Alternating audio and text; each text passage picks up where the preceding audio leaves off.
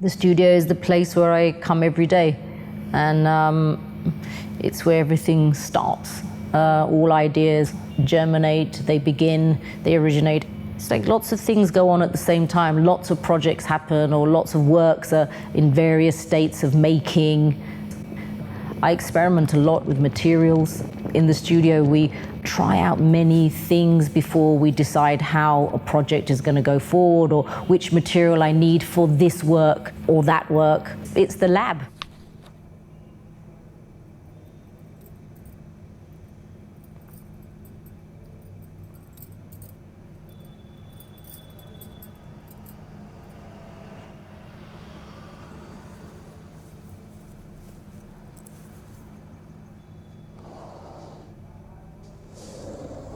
Artists have been pushing the ideas of how to see the body through material and over surfaces to remind ourselves that our consciousness also connects us to something greater than just the sum of our parts.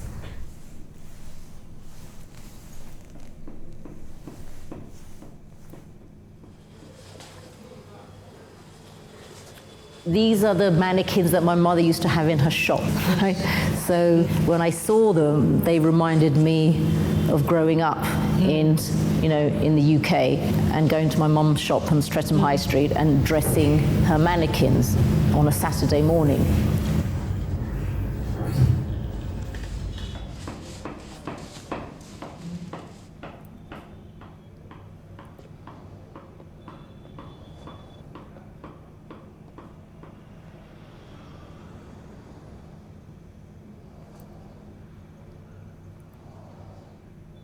At their core, they hold a person.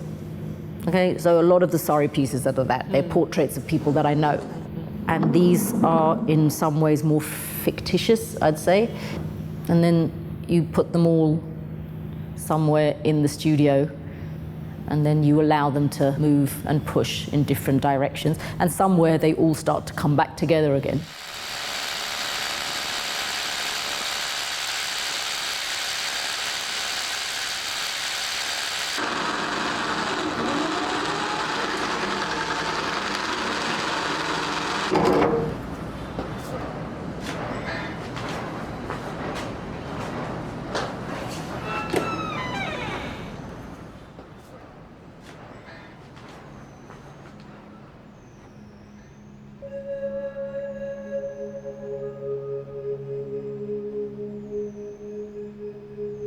It's the tactility of fabric that this now is no longer fabric. So it's a third material. The saris are no longer saris, it's no longer fabric. They're super fragile, but they look very strong, but they'll crack. They tell you about place, they tell you about weaves, they tell you about weavers, they talk to you about families, they talk to you about demographic, they talk about geography. They tell you, they'll tell you about almost everything, their origins very clearly. They speak about who they are and where they're from.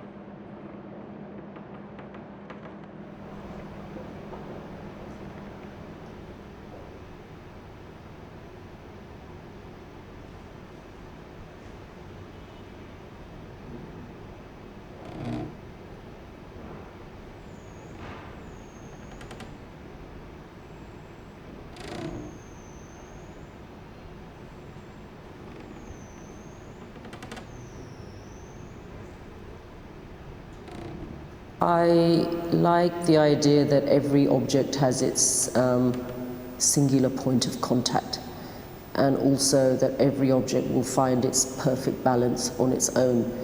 And what I'm trying to do is to allow the material to have its own alchemy and magic. And that's what art can do. Those are the things that when you look and when you create and you use your hands to find places of balance, because when I make the work, I'm literally just going, will it stand? Will it stand? Will it? Oh, no, it won't stand. You know, and sometimes you're pushing the material to do things that it's not supposed to do, and that's when you make something that's art, I think.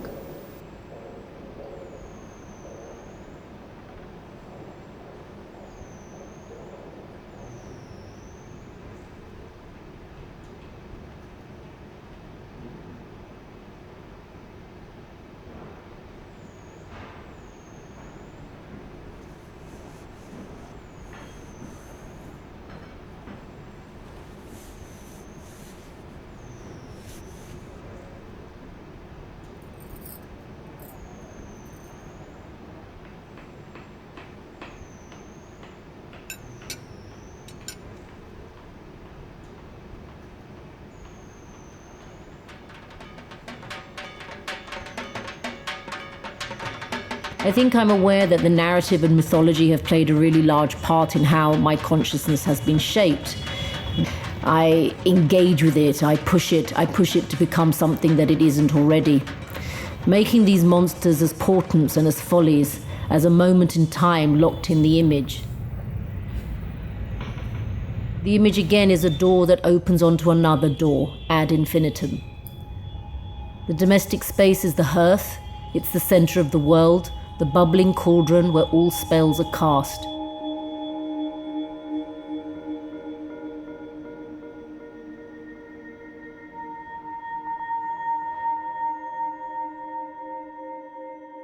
The works that I make of these sort of so-called, what I sort of generically call the urban goddesses, yes. The women who are here and all around me, my sisters, my friends, my family, who I watch and I listen to them, and I perhaps tap in somewhere to sort of maybe the murmurs and the gurgles and the whispers that manifest in cities, in urban spaces, in domestic houses.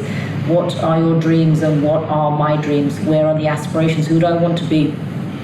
And how do I want to be bigger? What does it mean to be greater than you are already? For some people it could be it could be this set of parameters. Perhaps for me it's another. Mine would be, my own personal ones would be, I want to time travel. I want to go to the past, I want to go into the future. I want to cross axis. I want to see the art I'm going to make in 15 years. I want to know those things. I want to know how many people I have the potential to become.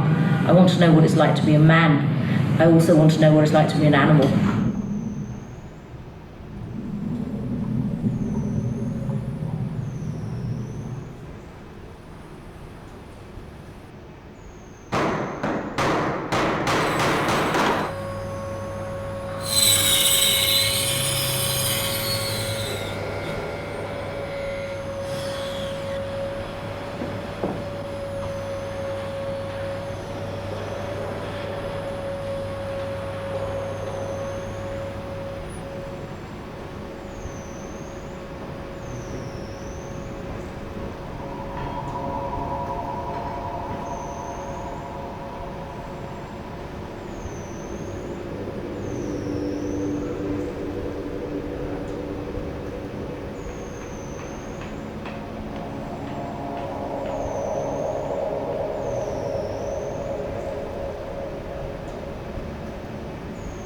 The intermediaries are the in-betweens, the in-between people. Yes. They're like the hybrids.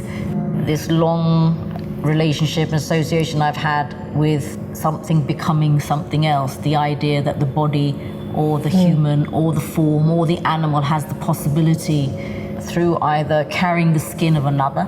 This is something that I used to make in my work. I would give one object the skin of another object to describe a process of transformation.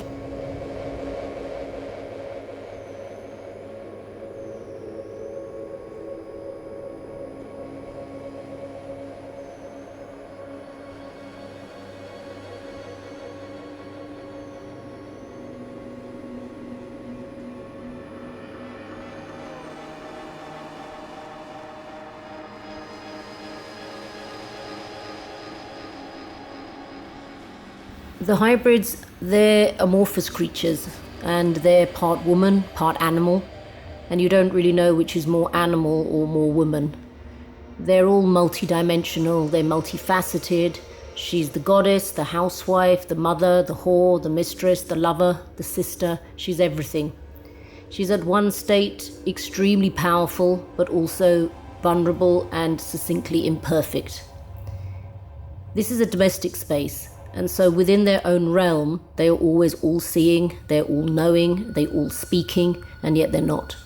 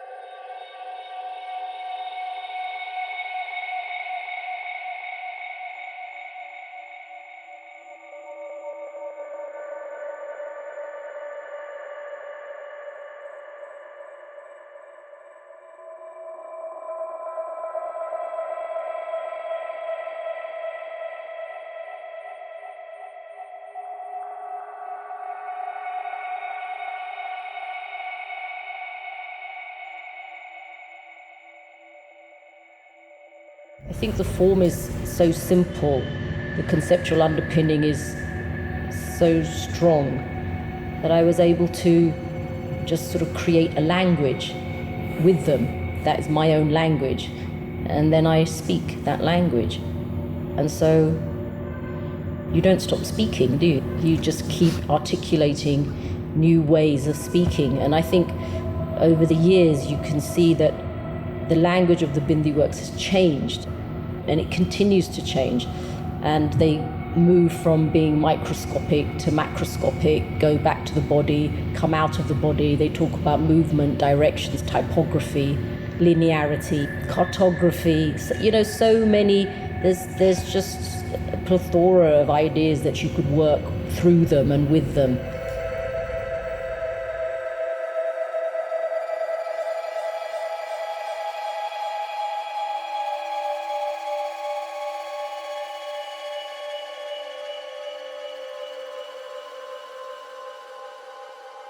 The map is not the same as the place, and yet we can use the map to navigate the place. And the map becomes, in some ways, as intense, as dense, more recognizable than the place itself. We look at places we've never been to and assume that we know them. I know Syria, but of course I don't know Syria. I use the map to feel the maelstrom, but not be in it.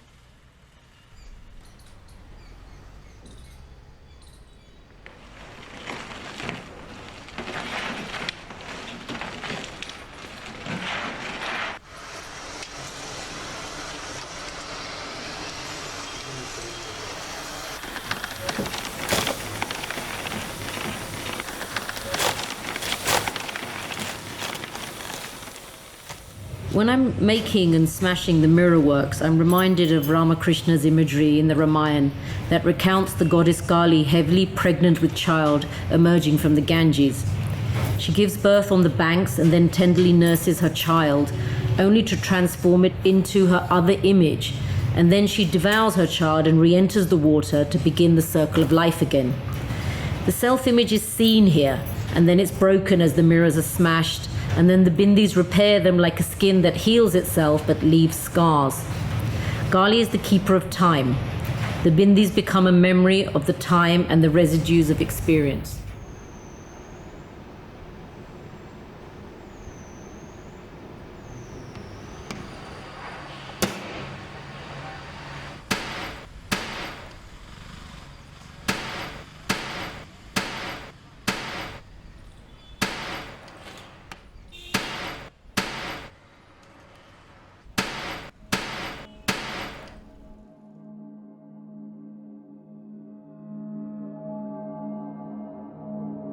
I'd say that deeply feminine associations mark the readings of the works, even if I make them as letters or codes or maps that might lead you home.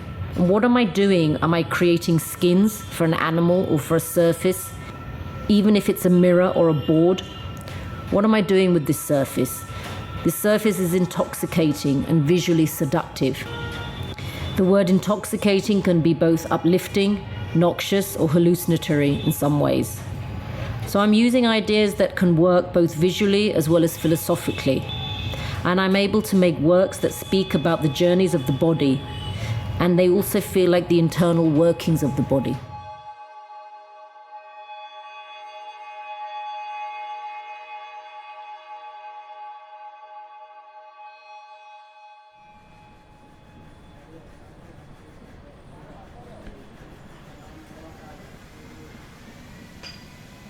It's a strange and cathartic process, casting. When you caress the skin and rub the plaster gently over and over, so as all the pores and creases are etched and filled with plaster, it's like encasing and mummifying a living being. You're trying to capture their breath, to find the imprint of their minds and their thoughts and the secrets of their souls.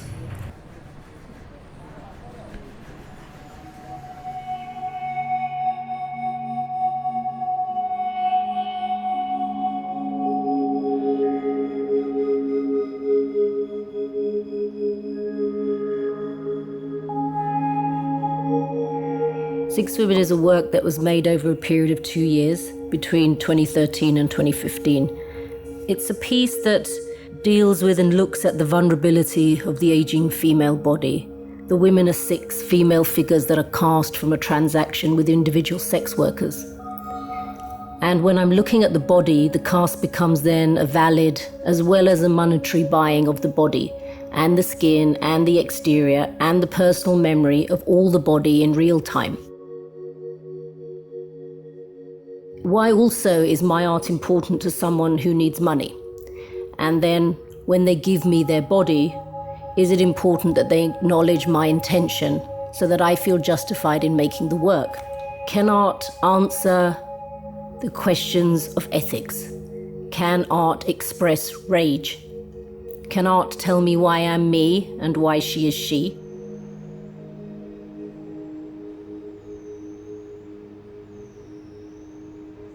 I was looking at some of the earlier letters I was writing when I first came to Delhi in 1992, 93. I was writing to my sister and my brother-in-law, and I remember it was always about, the letters were always about making work and going to see exhibitions. And I made a new piece today. I don't think it's very good. I'm not sure if it's going to be, I'm going to have a show. I'm working towards doing something.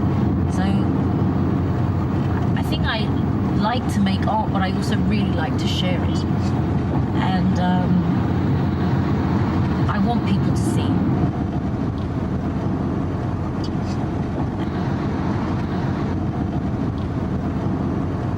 For many years we worked at home before the kids came, and I think as soon as my son was born I took my first studio then. Also the division between your work life and your life, because being an artist is not, I'm not someone who thinks that being an artist is all-encompassing and therefore I'm this all the time. I'm also many things. I'm a parent, I'm a mother, I have 2 kids. When I go home, I'm mum. I like that part of the giving, which is it's really about, and sometimes it can also be very constricting. Sometimes it's almost a little bit suffocating. That domesticity can be such a tyrant in many ways. But at the same time, this sort of reverse psychology of the contradictions of both of these things, you find freedom within those spaces. And then you also start to look at them very intently.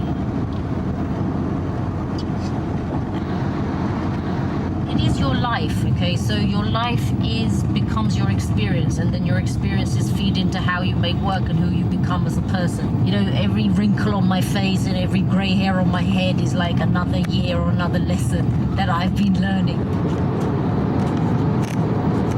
Dislocation here that I needed somehow to connect. So how do you connect quickly? So I couldn't connect by sitting in my studio painting. And then what was I going to paint? Because I'd lost all the forms of reference. And it didn't make sense here anymore. How do you make paintings of things that you don't know about, that you don't experience? And then if you're looking at a country, how are you looking? I didn't want to be a voyeur. So these are all like the sort of very existential questions that you have as an artist, like what am I looking at, why am I looking at it in this way, and who cares? Actually, the bottom line is, does anyone really care? And the truth is no, mostly they don't. And then does it really matter? No, it doesn't really matter.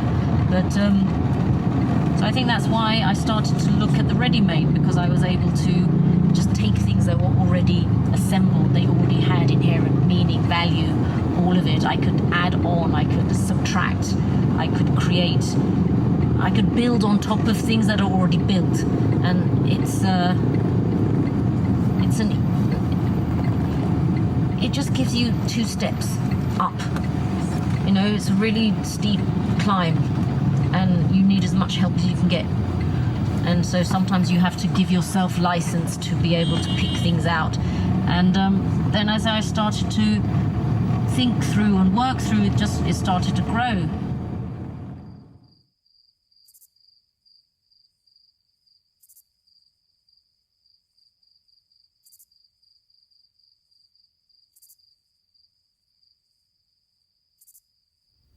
When art brings quiet to a chattering world, It stands you still, and silence hangs over you. What colour is silence? I think it's grey. Neither black nor white, just grey. Like ash, like an elephant or a whale. Like the pallor of a dead man and of depression. It's the colour of the umbilical cord and the moment before silence becomes the scream. Words help me describe it, but art also makes the grey matter light up again. So we have to make more art. We're all junkies in a way. The trick is living.